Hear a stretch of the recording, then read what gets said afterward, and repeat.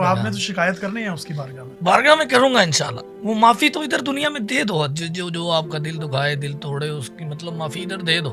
معافی رات کو دے کر سو, لیکن اس بارگاہ میں شکایت ضرور کرنی, کیونکہ اس نے بنایا ہے تو ہمیں, آپ کو, سب کو. اللہ پاک نے اس دنیا میں سب کو امیر غریب ایک جیسا کر دیا. مسجد میں جائیں سب ایک جیسے کھڑے ہوتے ہیں, تو آخرت میں بھی ایک جگہ پہ کھڑا ہو. اللہ پاک کو کہا کہ میں تیرے تھوڑے رزق سے دیا خوش ہوں, تو میرے تھوڑے عملوں پہ خوش ہو. زندگی چل رہی ہے ابھی تک تو کوئی مسئلہ نہیں. زندگی چل رہی ہے, جس طرح پیسہ ساتھ جائے گا. اجڑ گیا وہ باغ جس کے لاکھوں مالی تھے. جب رخصت ہوا سکندر, اس کے دونوں ہاتھ خالی تھے.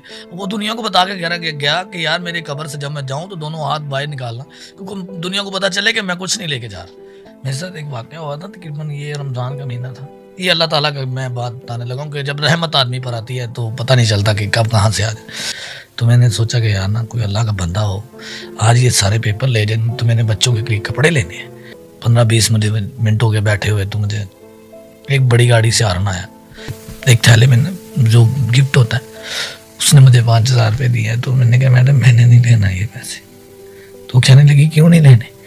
میں نے کہا میڈم میں نے تو اللہ تعالیٰ سے مانگے ہیں. تو کہہ رہی ہے یہ اللہ تعالیٰ کی طرف سے ہے.